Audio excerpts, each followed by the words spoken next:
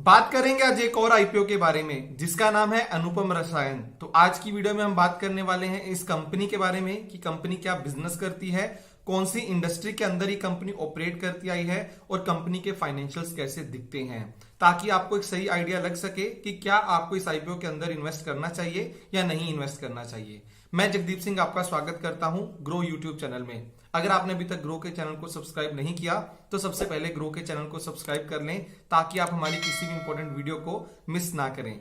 चलिए कम टाइम लेते हुए सबसे पहले हम बात करते हैं इस कंपनी के बारे में कि कंपनी एक्चुअल में बिजनेस क्या करती है। बिजनेस की बात करें तो कंपनी कस्टम सिंथेसिस और इसके अलावा स्पेशलिटी केमिकल्स का मैन्युफैक्चरिंग करती आई है। अब आप ये सोच रहे होंगे कि ये क्या होता है जिसको कस्टम सिंथेसिस बोला जाता है। अब मान लो कि किसी एक प्रोडक्ट का मैन्युफैक्चरिंग करने के लिए एक ऐसे मॉलिक्यूल की जरूरत है जो सिर्फ इसी प्रोडक्ट के अंदर यूज होगा, यानी कि उसको स्पेसिफिकली इस पर्टिकुलर प्रोडक्ट की रिक्वायरमेंट के हिसाब से बनाया जाएगा। उसमें जो भी चीजें बताई गई हैं, जो भी रिक्वायरमेंट्स है, उसी प्योरिटी के साथ उन्हीं रिक्वायरमेंट के साथ बनाया जाएगा सिर्फ एक रिक्वायरमेंट के लिए।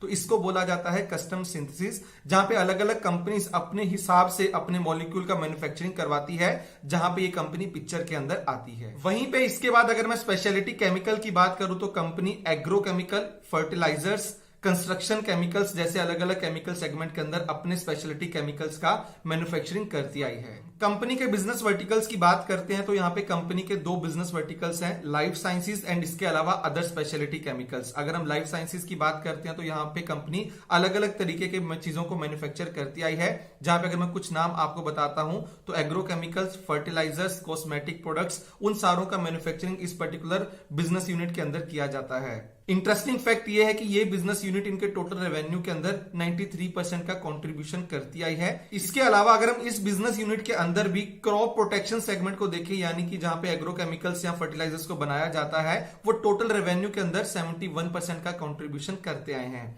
यहां से आपको समझ में आएगा कि कंपनी के लिए लाइफ साइंसेस कितना ज्यादा इंपॉर्टेंट सेगमेंट है, और इसके अलावा क्रॉप प्रोटेक्शन सेगमेंट इनके लिए सबसे ज्यादा इंपॉर्टेंट सेगमेंट माना जा सकता है, क्योंकि ये इनके रेवेन्यू में सबसे ज्यादा कंट्रीब्यूशन करता आया है। अदर स्पेशलिटी बिजनेस सेगमेंट के अंदर कंपनी पिगमेंट, डाइज और इसके अलावा पॉलीमर्स का मैन्युफैक्चरिंग करती आई है, जो कि इनके टोटल रेवेन्यू के अंदर 6.25% का कंट्रीब्यूशन करता है। यहां पे हमने बात किया कि कंपनी का काफी बड़ा रेवेन्यू क्रॉप प्रोटेक्शन सेगमेंट से निकल के आता है। तो यहां पे अगर हम कुछ कंपनीज की बात करेंगे तो यहां पे इनके काफी इंपॉर्टेंट कस्टमर्स भी हैं, जिनके साथ इनका काफी अच्छा बिजनेस रिलेशनशिप भी है।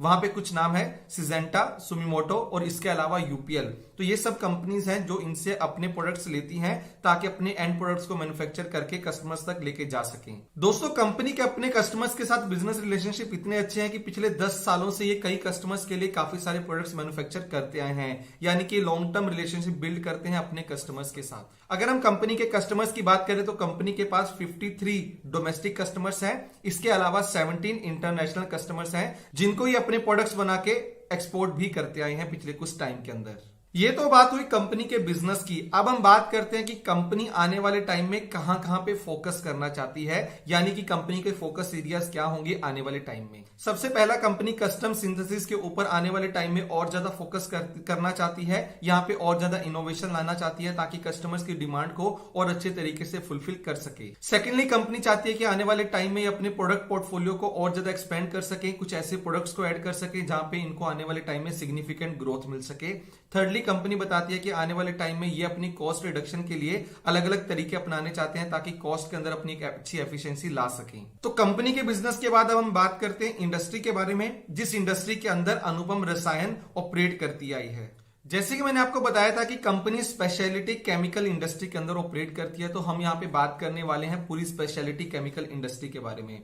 तो सबसे पहले मैं आपको दिखाने का ट्राई करता हूं कि अगर हम पूरे वर्ल्ड के अंदर स्पेशलिटी केमिकल इंडस्ट्री की बात करें तो उसका बाइफर्केशन कैसा है in terms of different countries, in terms of total value. अगर हम टोटल वैल्यू को बाइफर्केट करेंगे तो कौन सी जगह पे कितना ज्यादा कंसंट्रेशन है इसका।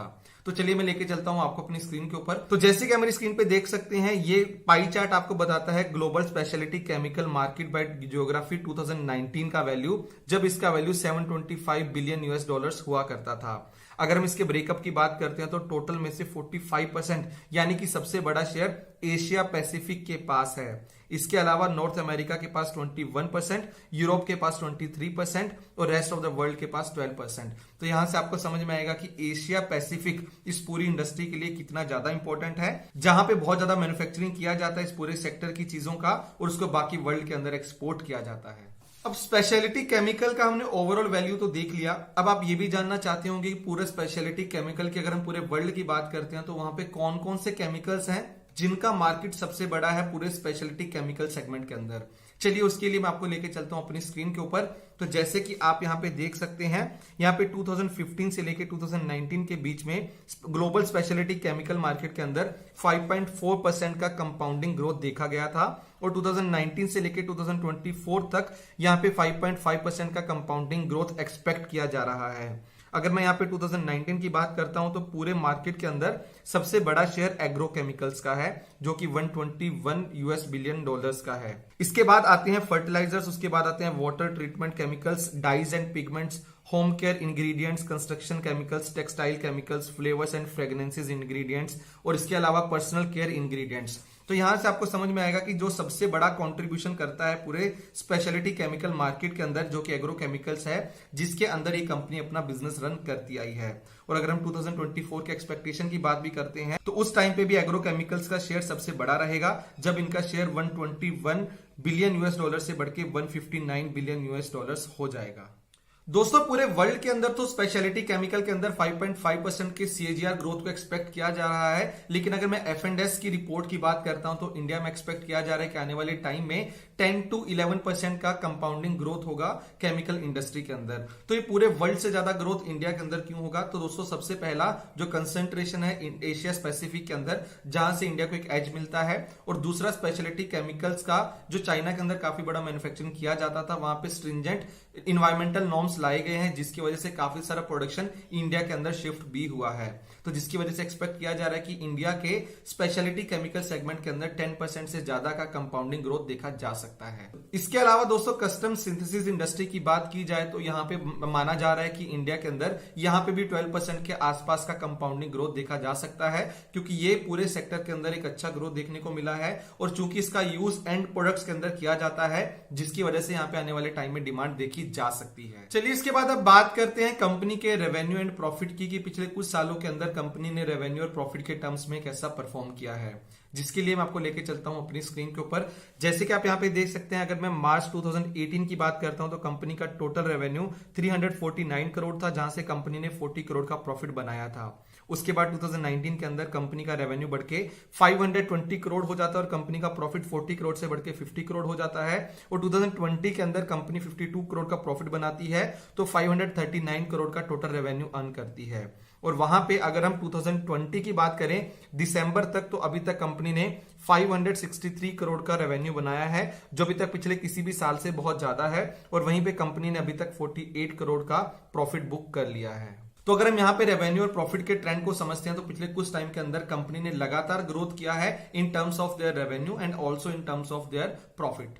चलिए अब जल्दी से अनुपम रसायन को कंपेयर कर लेते हैं इसके इंडस्ट्री के पीयर्स के साथ, यानी कि उन कंपनीज को लेके आते हैं जो कि स्पेशलिटी केमिकल्स के अंदर अपना बिजनेस रन करती हैं और इनके कुछ बिजनेस पैरामीटर्स को उनके साथ कंपेयर करके देखते हैं।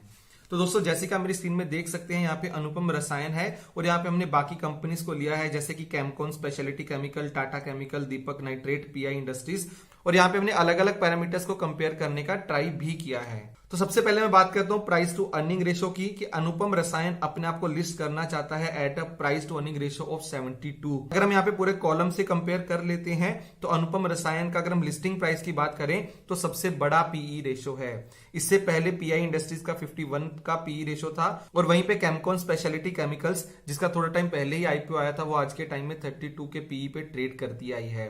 तो यहाँ पे अगर हम पूरी इंडस्ट्री की बात करते हैं तो इंडस्ट्री के कंपैरिजन में कंपनी का प्राइस टू अर्निंग रेशो काफी ज्यादा माना जा सकता है। यहाँ पे अगर हम अनुपम रसायन के रिटर्न ऑन इक्विटी की बात करते हैं तो कंपनी का रिटर्न ऑन इक्विटी 7.44% है। वहीं पे बाकी प्लेयर्स की बात करता हूं, कैमकॉन स्पेशलिटी केमिकल्स जिसका आरओई परसेंटेज 40.7%, दीपक नाइट्रेट जिसका आरओई परसेंटेज 46.57%, और इसके अलावा पीआई इंडस्ट्रीज जिसका पीई रेशो 18.55% का है। तो यहां से आपको समझ में आएगा कि पूरी इंडस्ट्री के कंपैरिजन में कंपनी का रिटर्न ऑन इक्विटी काफी कम माना जा सकता है। दोस्तों बात करते हैं ऑपरेटिंग प्रॉफिट मार्जिन की, तो अनुपम रसायन का ऑपरेटिंग प्रॉफिट मार्जिन 20.67% का है। वहीं पे केमकॉन स्पेशलिटी केमिकल्स का ऑपरेटिंग प्रॉफिट मार्जिन 26.83%, दीपक नाइट्रेट का 26.68%। वहीं पे डेट इक्विटी रेशो की बात करते हैं तो अनुपम रसायन का डेट इक्विटी रेशो 1.02 का है। वहीं पे बाकी इंडस्ट्रीज की बाकी सब कंपनीज का डेट इक्विटी रेशो 1 से काफी कम का है।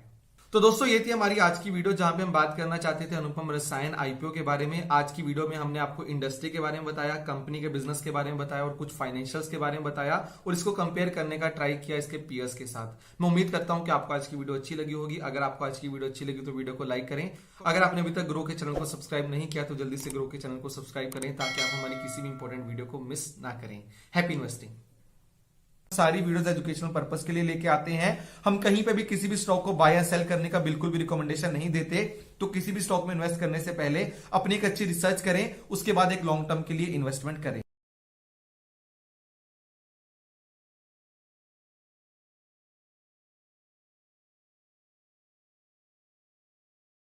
Investment in securities market are subject to market risks. Read all the related documents carefully before investing. Please read the risk disclosure documents carefully before investing in equity shares, derivatives, mutual fund, and or other instruments traded on the stock exchanges.